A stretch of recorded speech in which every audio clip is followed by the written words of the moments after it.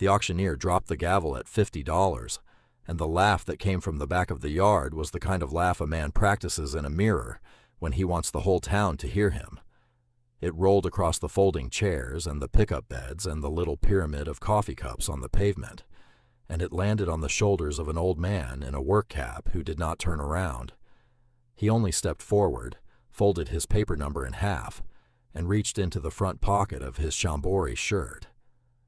For the 2 20s and a 10 he had counted out that morning at his kitchen table, the object he had bought was a welded ammunition can, olive drab under a skin of rust, the color of dried blood, about the size of a bread loaf, and heavier than it had any business being.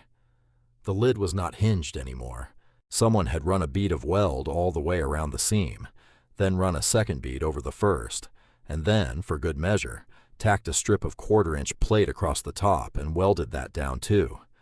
Whoever had sealed it had not wanted it opened. Whoever had sealed it had not wanted it opened by anyone, ever, and had said so in steel. The date was the 6th of October, 1984, and the place was the backlot of the old Howerin farm outside of Coyle, Oklahoma, where the estate of a man named Emmett Howerin was being sold off in pieces to pay a lien the county had filed, and a hospital bill nobody in the family could carry.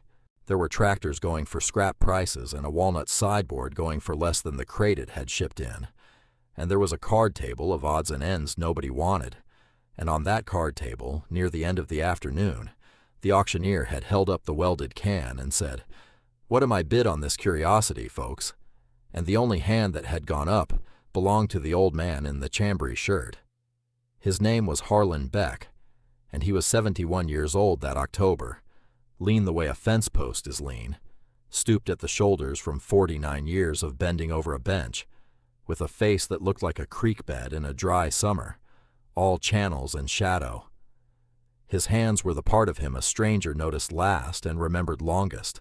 The knuckles were swollen and pale, the backs of them written over with small white scars from slipped files and hot flux, and the mouths of vices, and the pads of his fingers were flat and shiny, the way a man's fingers get when he has spent his life reading metal by touch. Harlan Beck was a locksmith, and before that, he had been a welder, and before that, he had been a boy in his uncle's shop learning that steel remembers everything you do to it. The man who had laughed was named Del Rourke. He was 52, heavy through the middle, ruddy in the cheeks like a man who ate his lunch out of a chafing dish, and he wore a sport coat the color of a lime Ricky over a polo shirt, with the name of his car lot stitched above the pocket. Rourke Auto, out on the highway, 3 flags on 3 poles, and an inflatable gorilla on the roof every Memorial Day. He had a gold ring on his little finger and a gold chain at his throat, and a late model Lincoln parked at the edge of the field with the engine running so his wife could keep the air conditioning on. He had not come to buy anything. He had come to be seen not buying anything, which in a town like Coyle was its own form of commerce. When Harlan handed over his $50, Rourke pushed his sunglasses up onto his forehead and said, loud enough to carry, "Well, boys, old Beck just bought himself a boat anchor, and if it don't float, he can weld a handle on it and call it a doorstop." A few men laughed, because Rourke was the kind of man you laughed with so he wouldn't turn on you, and a few women looked at the ground because they had known Harlan a long time and did not think it was funny. Harlan tucked the receipt into his shirt pocket and bent at the knees and picked up the can with both hands and carried it, slow and level, to the tailgate of his 1967 Ford, which was the same color as the rust on the can and about the same age as the rust on the can, and he laid it down on an old horse blanket he kept folded there for exactly this kind of freight. What the crowd did not see, because the crowd was watching Rourke's mouth instead of the object itself, was that Harlan had noticed 3 things about the can before he ever raised his number. He had noticed that the welds were not the welds of a man in a hurry or a man in a panic. They were laid down clean, with a steady hand, in the tight overlapping scales a good stick welder leaves when he is taking his time. He had noticed, when he set his palm flat against the side of the can while it sat on the card table, that it was warmer on the bottom than on the top, which meant the contents were not loose, which meant something inside was packed tight against the metal on one side and not the other. and he had noticed, faint under the rust on the lid, the ghost of 2 letters scratched into the paint with a nail before the weld ever went down. E.H. Emmett Howerin had signed his own coffin, if that was what it was. Harlan Beck had learned his trade from a man named Otis Kell, who ran a shop in Ponca City in the years after the war, and who had a saying he repeated to any boy foolish enough to sweep his floor. A weld, Otis used to say, is a man's handwriting in steel, and if you know how to read handwriting, you know something about the man who wrote it. A hurried weld is a hurried man. A cold weld is a scared man. A weld laid over a weld laid over a weld is a man who is trying to say a thing he cannot say out loud. Harlan had been 18 when he first heard that, and he had not understood it until he was 40, and by the time he was 71, he understood it the way he understood his own breathing.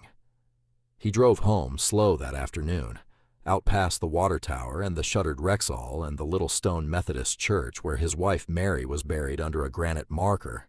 He had cut the letters into himself, one careful stroke at a time, the winter of 1979. He drove with the can on the blanket behind him and the receipt in his pocket, and he did not turn the radio on. There is a kind of patience that looks like weakness right up until the moment it doesn't, and Harlan had been carrying that kind of patience so long he did not know how to set it down. By the following Tuesday, the story of the boat anchor had made it all the way around the county twice. At the Dixie Diner on Main Street, the men at the counter passed it back and forth over their coffee, like a piece of hard candy nobody quite wanted to swallow. Rourke was in there most mornings, holding court in the corner booth, and he had refined the joke down to a fine point. Old Beck, he'd say, paid $50 for a can of air, and if he ever gets it open, he'll find out the air is stale. A young mechanic named Curtis Ames, who had done a little apprentice work in Harlan's shop the summer he was 17, and who still stopped by on Saturdays to sit on the stool by the bench and watch, heard the joke 3 times in one morning and finally set his cup down and said, quiet but firm, "Mr. Beck don't buy nothing he can't open." Rourke laughed and said, "Son, there's a first time for everything." And Curtis did not laugh back. Ellis Powers, who had gone to school with Harlan back before the war, and who ran the feed store now with his son, came by the shop on Wednesday evening with a bag of pecans his wife had shelled, and a question in his mouth he did not quite know how to ask. He stood in the doorway with his hat in his hands and watched Harlan lay out a set of files on a clean shop rag. And finally he said, "Harlan, they're saying downtown you got taken." Harlan did not look up. "It'll open," he said. Ellis nodded like a man who had gotten the answer he expected, and set the pecans on the corner of the bench and went home. The can sat on a low wooden cradle Harlan had built for it out of 2x4s and a piece of felt. He did not attack it. He walked around it, the first night, 3 or 4 times, with a work light in his hand, looking at every inch of the welds the way a doctor looks at an X-ray. He tapped it with the back of a screwdriver, listening for the pitch of it, hollow here and dead there, and made small pencil marks on the paint where the sound changed. He weighed it on his shipping scale, 11 pounds and 6 ounces. An empty ammunition can of that size weighed under 3. Whatever was inside was better than half the total, and it was not shifting when he tilted the can, which meant it was wedged or wrapped or both.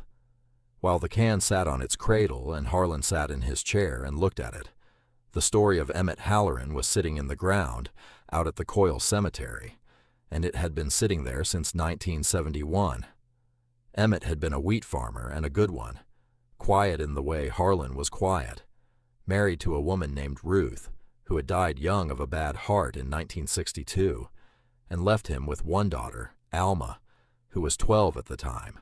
Emmett had raised Alma alone on the farm north of town, and in 1968 he had gone into a partnership with a cattle broker out of Enid named Wallace Pate, and in 1970 Wallace Pate had disappeared with the cash box and the deed book and $18,000 of Emmett Howerin's savings, and in 1971 Emmett had been found on the floor of his kitchen with his old service revolver in his hand and a hole in the side of his head, and the county had ruled it a suicide within about 40 minutes of arriving at the scene. The talk after that had not been kind. The talk had been that Emmett Howerin had been in on it with Pate and had lost his nerve. The talk had been that the 18,000 had never existed at all and was a story Emmett told to cover a gambling debt. The talk had followed his daughter Alma to Oklahoma City, where she had gone to work as a hospital records clerk and married a decent man named Ray Vinson, and raised 2 children and had not come back to Coyle for anything but her father's grave, once a year in April, when the redbud bloomed. Alma Vinson was 34 years old in the fall of 1984, and she had not spoken her father's name in public in 13 years, because in public, her father's name was a thing people either whispered or laughed at, and she did not have the strength for either one. Harlan worked on the can for 4 evenings. He did not cut it. Cutting it would have been the fast way, and the fast way was the wrong way, because the fast way risked whatever was inside. He heated the outermost weld with a soft flame from his oxyacetylene torch, just enough to relax the metal without warping the walls. And he worked a thin, cold chisel along the seam the way a man works a splinter out of a palm, and he peeled the top strap up a 1/16 of an inch at a time. When the strap came free on the second night, he set it on the bench and looked at the underside of it, and there, hidden where nobody was meant to see it until they had earned the sight, was a third initial scratched into the metal. A for Alma. The third night he worked the inner welds, and the third night was the longest, because whoever had laid those beads had known his business, and Harlan had to stop twice and let the metal cool and let his hands rest. And once he sat down in his chair and closed his eyes for 20 minutes and thought about Otis Kell and the handwriting of steel. On the fourth night, a little after 9, with the rain starting up soft on the tin roof of the shop and Curtis Ames sitting quiet on his stool because he had come by after his shift and stayed without being asked, the lid gave. It gave with a sound like a held breath, finally letting go, a small dry sigh of old air escaping a place it had been kept for 13 years, and both men sat perfectly still and did not move to look inside. Harlan set his tools down. He wiped his hands on the rag in his back pocket. He took his cap off and set it on the bench beside the files, which was something Curtis had never seen him do in the shop before, and then he stood up and looked into the can. There were 3 things inside, wrapped in oilcloth and packed tight against the far wall with folded newspaper from the summer of 1971. The first was a leather ledger book, small, the size of a man's hand, bound with a rubber band that had long since gone to powder. The second was a canvas bank bag, and inside the canvas bank bag was a bundle of $100 bills held together with paper bands from the First National of Enid, and a smaller bundle of 20s, and a receipt from a livestock auction in Woodward, dated the 14th of March, 1970, made out to Wallace Pate and signed by Wallace Pate for the sale of 42 head of Emmett Howerin's cattle. The third thing was an envelope, and on the envelope, in a plain, steady hand, were the words, "To whoever opens this, please read before you decide." Harlan took the envelope to the good light over the bench, and he sat down on the stool Curtis usually sat on, and Curtis stood up and moved to the other side of the bench without being told, and Harlan opened the letter and read it out loud, because a letter like that is not a letter you read to yourself. "My name is Emmett Howerin," the letter began, "and if you are reading this, then I am past helping myself and past hurting anybody else, and I ask only that you carry this the rest of the way for me. On the 14th of March, 1970, my partner Wallace Pate sold 42 head of my cattle at the Woodward auction under his own name and took the money and drove south, and I have not seen him since. The ledger in this can is the true accounting of our partnership. The money in this can is what I saved back out of the crop of 1970 and 1971 before things got bad, $11,400, which is not what he took from me, but is what I could put by. It belongs to my daughter, Alma. I have written to the sheriff twice, and to the county attorney once, and neither of them has answered me. And I know now that the talk in town has decided what happened, and the talk will not be moved. I'm tired in a way I do not know how to describe. I'm going to seal this can tonight and put it in the loft of the machine shed, and I am going to trust that one day someone patient enough to open it will be honest enough to finish it. Please give the money to my Alma. Please give the ledger to anyone who ever said I stole from a man I called partner. Tell her I loved her. Tell her I did not leave her because I wanted to. Tell her I left her because I did not know how to stay. Emmett Howerin, the 8th of July, 1971. Curtis Ames was 22 years old, and he was crying without any noise at all, standing on the other side of the bench with his hands hanging at his sides, and Harlan Beck read the letter through a second time to himself, slower, and then folded it back along its creases and put it in the envelope, and set the envelope on top of the ledger and the ledger on top of the canvas bag, and he sat for a long time in the yellow light of the shop and did not say anything. He could have kept it. The money was not signed for. The letter did not name a witness. The ledger was worth nothing to a man who had no quarrel in it. He could have put the $11,400 into a coffee can under the floor of his own kitchen and lived out the rest of his days a little easier, and no one on this earth would ever have known, because the only two people who knew the can had been opened were sitting in a shop on a country road in the rain on a Thursday night in October. Harlan Beck did not consider it for 1 second. He did not consider it because there was nothing in him to consider it with.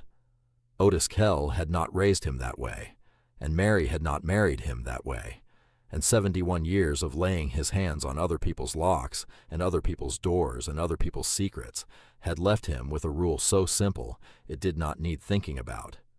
What belongs to a person belongs to that person, and a man who takes what is not his has already lost the only thing worth keeping. The next morning was a Friday, and Harlan put on his good jacket, the canvas one Mary had patched at the elbows the winter before she died, and he put the ledger and the letter and the canvas bag into a paper grocery sack, and he drove the 92 miles down to Oklahoma City with Curtis Ames in the passenger seat, because Curtis had asked to come, and Harlan had not said no. They found Alma Vinson at her desk in the records office at St. Anthony Hospital a little after 11 in the morning, and Harlan took his cap off and asked if there was a place they could speak private, and she looked at him one long moment and led them to a small break room with a coffee pot and 2 folding chairs.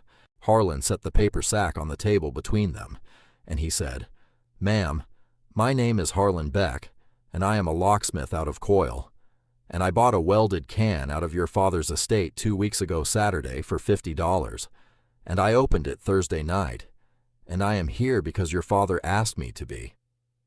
Then he took the letter out of the sack and slid it across the table to her, and he and Curtis went and stood in the hall and closed the door, and they did not go back in until she opened it herself, 20 minutes later, with her eyes swollen and her hands steady, and thanked them in a voice that was almost too quiet to hear.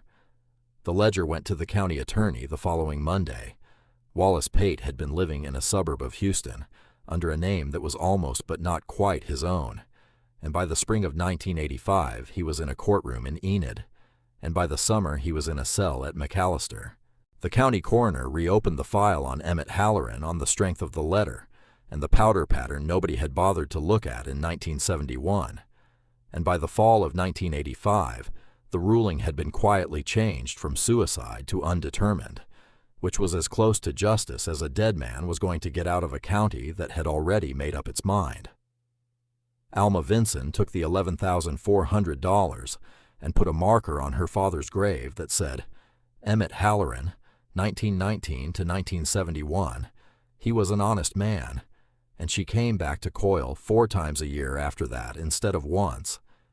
Del Rourke was in the Dixie Diner the morning the story broke in the county paper, and he read it with his coffee cooling in front of him, and he did not say one word.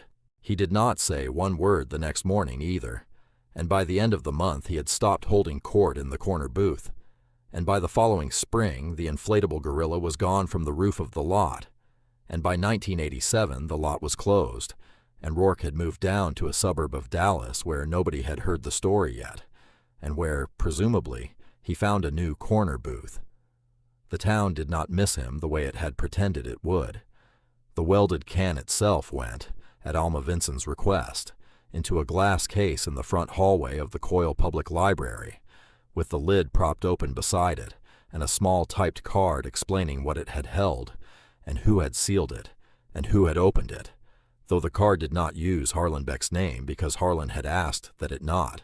He said, when the librarian pressed him on it, that the can had done the work, and the man who welded it had done the work, and he had only listened to what the steel was telling him, and that was not the kind of thing a man put his name on.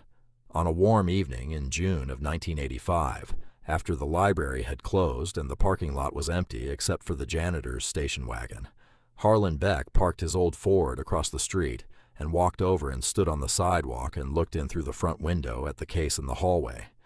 He did not go inside. He stood there for maybe 4 minutes, with his cap in his hand and the last light of the day coming in low across his shoulders, and then he put his cap back on and walked back to the truck and drove home, and made himself a supper of cornbread and beans and went to bed, at the hour he always went to bed, which was a little after 9. So I will leave it with you, out there in the quiet where you're listening.